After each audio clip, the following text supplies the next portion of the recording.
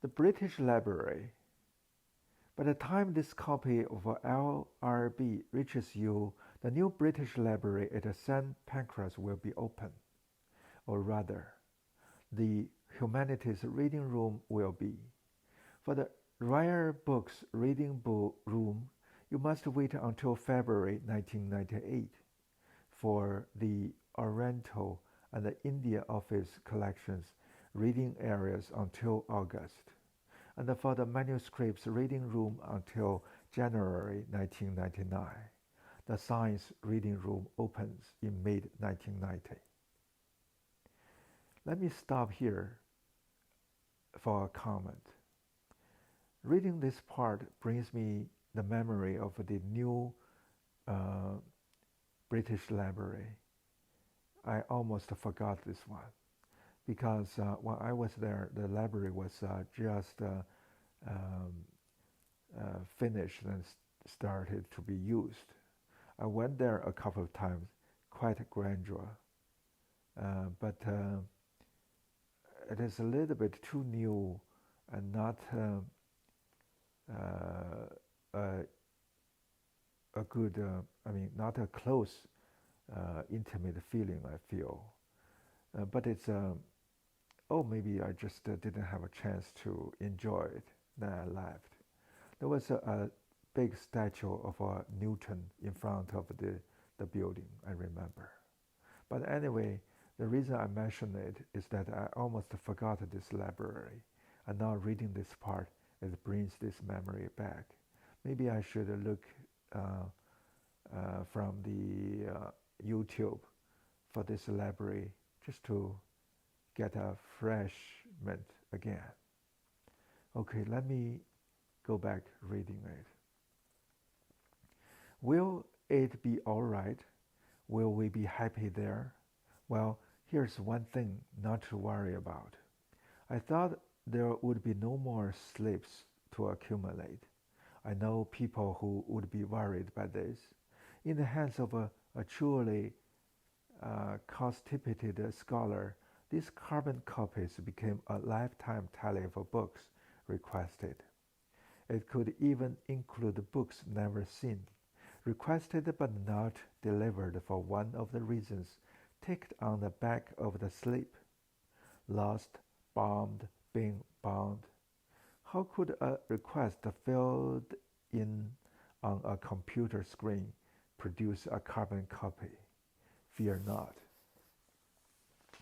Here's how you go about getting a book. First, you find a seat, establish residence, and claim your place at one of the screens which stand waiting. These give access to the catalog. You search for the titles you want to look at. If you have been using the round reading room, you probably already know the computerized catalog. But things are a little different now. You no longer fill in the details of each book on a form and pass that through a little window. Instead, you build up a shopping list on screen. When it is complete, you click on the button which pipes your requests into the balls of the building. Here, they are printed out as a series of labels. Subterranean beings take these labels, find your books, and load them into deep plastic trays. It is hard when this part of the process is described not to think of a large race of a fog under the hill, particularly at the methodology of the old library includes tales of parties held so deep in the Bloomsbury basement that one drank on the very banks for one of London's lost rivers. The trees, with the help of the barcodes on their sides, which are read as they pass up through the building, are sped to your reading room.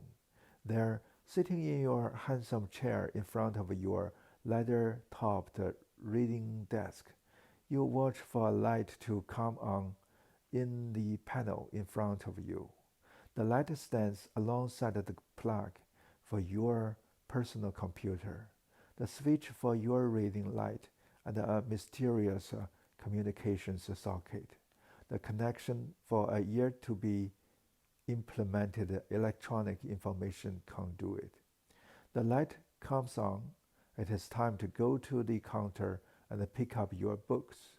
And there, tucked into each of them, is a little label with your name and a seat number, the book title, press mark, and so on, all printed out. So much for sleep nostalgia. Let me stop again to make a comment here. Reading this part, you will feel it's so clumsy to borrow a book in a library. Um, Maybe I have to say I'm a middle class person, and I really hate to go through these procedures. So I have never been to a library for quite some years, and I always buy books from Amazon or uh, bookstores. It is hard to imagine for me to go to a library and sitting there writing asleep and get a book. I guess many people will be like me as well. And for other people who may not have a lot of money to buy books as I do, I'm not so sure they really uh, borrow books so often. Maybe this is a little bit too vain, but I don't know. Library is kind of a dinosaur to me. But I think a library may be still useful for like old transcripts, historical uh, books that we usually cannot buy from bookstore because not many people read them. So it would be very expensive to buy one copy. So if I'm a scholar, I want to read some old manuscripts. Certainly, I have to borrow them instead of buying them. From that perspective, library still has its position in our lives. But for the regular books or the books that we usually read, I guess it's so hard for me to go to a library again. That's what I want to make a comment. Okay, let me continue. This is just one of the ways in which the habits of one of the old libraries have been incorporated into the culture of the new building. Now that reading rooms once scattered all over London, humanities, science, information technology, business, and so forth are all under one roof. Different cultures will rub up against one another. A patent agent who has spent his time among the open shelves in the old science reference library may fetch up beside a scholar who has worked equally long on manuscripts but has never seen as much as 100 running feet of them shelved together. There will still be a kind of a hierarchy, although you can ask for a general book in a rare books reading room. You can't do it the other way around. But your modern novel or work on fish stocks can be delivered to any seat. If the general reading room is full, you may be directed to the free space among the Orientalists or among the patent agents, where you will observe enviously if you are used to the books as you ask for them protocol, which holds on the humanities side. That open shelf culture has been maintained. There will, of course, will be many books on open shelves in the other reading rooms. They are there already, and it gave me some comfort when I was overcome by the sense that I was too scruffy to be in here at all, to see their familiar worn bindings and thumbed pages. And let me stop here to make a comment again. It's such a strange feeling that I remember a library in London. That's the St. John's, not St. John's Library. Uh, what is that library? I just forgot that street. Um, anyway, it's a long time. But I remember it when I read this paragraph. I remember that library is quite a modern, quite a new. It has 3 stories, and I walk through it, um, reading some magazines, and also read some books. So it is not entirely true if I say the library is of no use to me. At least 10 years ago, now I remember I was still in library. I guess it is because in countryside in America, uh, I just don't have that interest to go to a library. I do go to Barnes Noble, which is kind of a library to me. And if I live in a big city like in London, maybe on a weekend afternoon, I may go to a library, one for reading some books, one for just have a feeling, I guess. So that's what a library is for. But anyway, I want to just mention that it's a strange feeling uh, that I remember this library while I read this paragraph. Let me continue to read. From the reader's point of view, all these changes are in a sense quite small. You will still find your seat, get your books, read, note, and if you are not very unusual, eventually yawn, doze, wonder, and scan the room for an acquaintance to drink tea with. What is very different is the lavishness, the pomp almost, of the ambience. Are we really up to it? It is all very well for Bernard Shaw and Karl Marx, even for Mandy Rice Davis and Jeremy Paxman, who the library, a little corporately, included in the list of celebrated readers they hand out to the press. But most readers are not famous or notorious. Some of us are vague and dilatory, doubtful about our right to take up space which might be used by a more single-minded worker.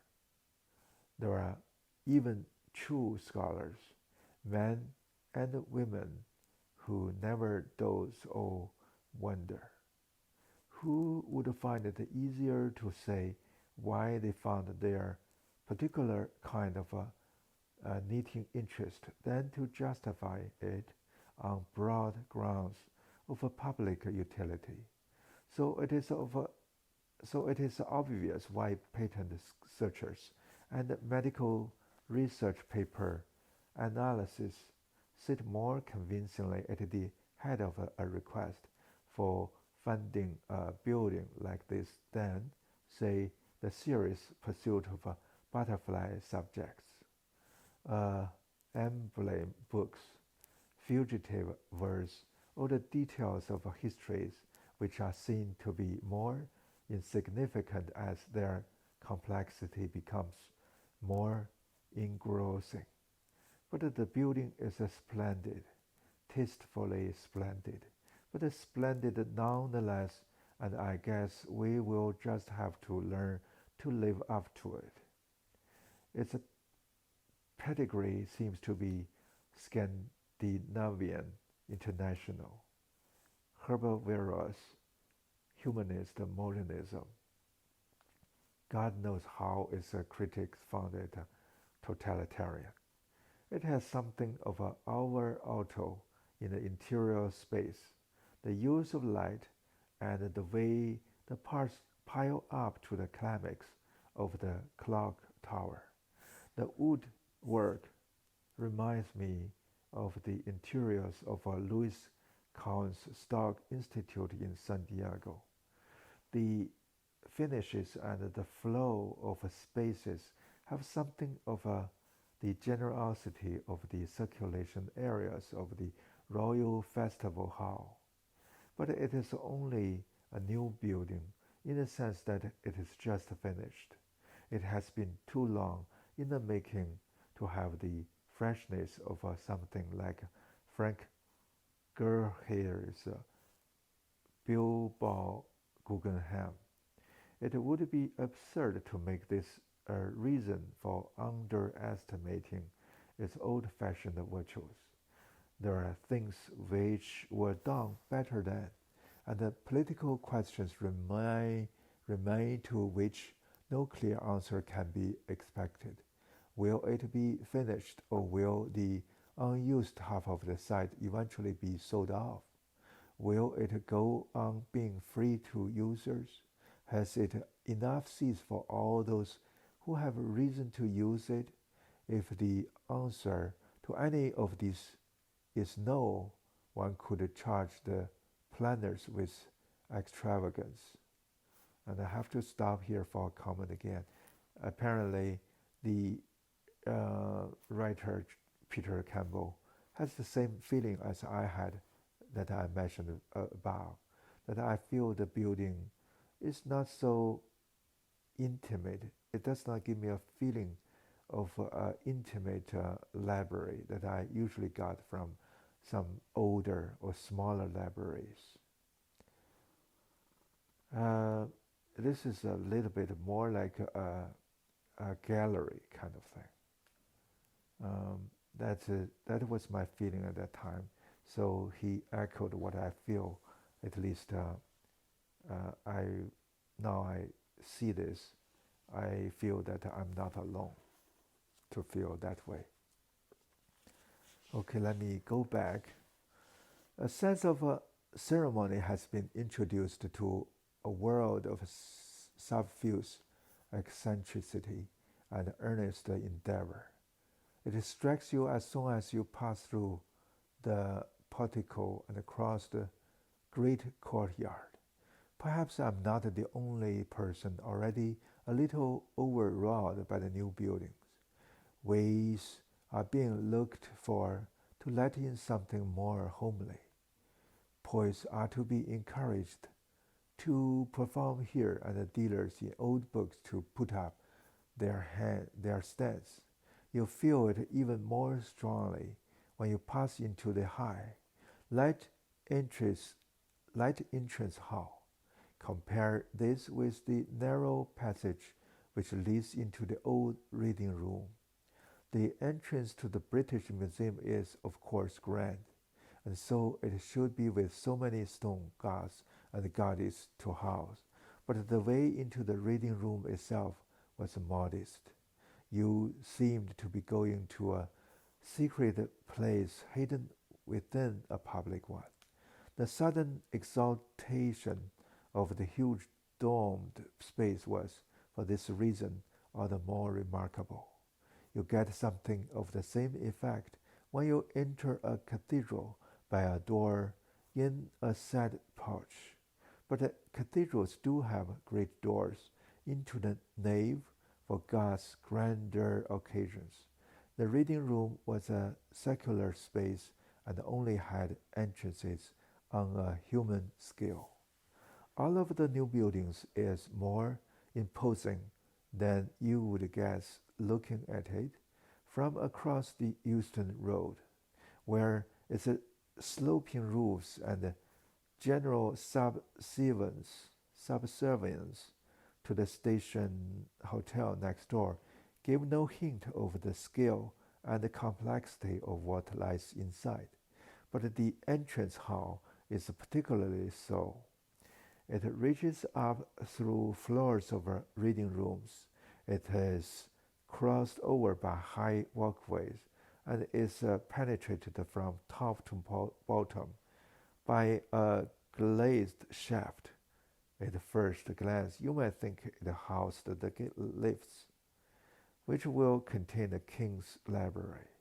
Shelves of leather bindings, which used to line the walls of the grandest room in the British Museum, will meet the demand of the original bequest, that the books be kept together in a display which will theatrically, the, theatrically demonstrate this fact, as well as the fact that old books have readers. The shelves are mounted close to the glass walls of the shaft. Looking up, the public will be able to see a section of leather-bound volumes wheeled back in order that an assistant might take one out. This is not like the New York Public Library, and to be fair, few others. Both a great library and a truly public one. Only readers who have qualified for passes will get through the turnstiles to be operated rather as the gates on the underground are. For some, this will be a new experience. Those who have been going in and out of the Science Reference Library without a pass will have to prove their need. For those readers who have little to show for the hours they spend there, how do you prove self-improvement? The pale oak, travertine, black leather and brass, the comfort and grandeur may bring a tinge of guilt if the intention had been to set the library in a place which would emphasize the spectrum of a privilege misery in this country. No better could have been chosen. To the north of the Euston Road, previously New Road, built to divert herds of cattle heading for Smithfield away from Oxford, we are out of Bloomsbury into Somers Town, away from stuccoed squares now occupied by small hotels, students, the LRB, and the Institute of London University, into engineering on a Parisian scale, great glazed train sheds, which would dwarf even the dome of the old reading room, the high arches of King Cross, the skeletal frames of gasometers, derelict railway land, tenements and cobbled streets, locations in which movie makers find images of rough old London. Oh, it's just as rough modern equivalent. Here you do not see, as you do in Bloomsbury, one kind of youth passing gently into another. Smartness gave way to bohemian gentility. Something more violent is taking place. Plans are grander and the contrasts are great. The land behind the stations was to be, perhaps still will be, used for new offices and housing developments to rival Docklands. So far as I know, no one took seriously a better suggestion, an urban racetrack, London's own Happy Valley. A new hotel is filling the stripped shell of the council for offices overlooking the courtyard of the library. Polozzi's new turned out of a bleak presents his back to it. If guests from that hotel walk along towards the railway stations, they will become aware of not just the roaring tide of traffic which fills the 6 lines of the Euston Road. All routers, all lines seem to finish up here. The visiting scholar can leave his or her plane at Gatwick or Heathrow and be brought right to the library door. But of the human flotsam that the tide throws up, the Salvation Army have their social services headquarters only a few hundred yards from where drug dealers, drunks, beggars, and girls on the game provide opportunities for uh, saving souls and models for any modern Parnassi who seeks to give scale and ravish drama to images of the monuments which lies to the north. I pass this way every morning and evening as I go from the flight where I work to the station. From my kitchen window I can see, through rooftop railings and chimneys, a scrap of a library wall, blending perfectly. Now the bricks have begun to weather with their Gothic facade of St. Pancras. This bit of good manners has done the reputation of the library little good, perhaps because the dark red and the Gucci green of the window furniture and sun breakers make it seem more aggressive than the same material used next door. The library is a new neighbor, and I wonder how it will get along with the others on the street. There is no there is a one irony. The new library has come from a building of 1857, which is left a national treasure with no very clear future other than being treasured. Next door to the library is the Grand Midland Hotel in a similar limbo.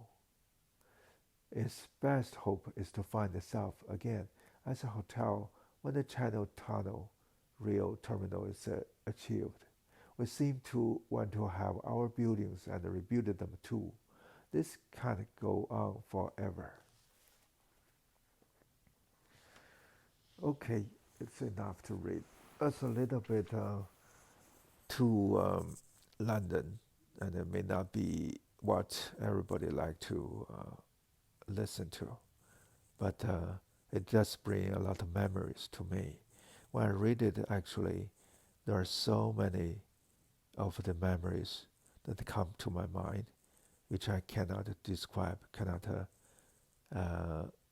say to you, but they are in my mind.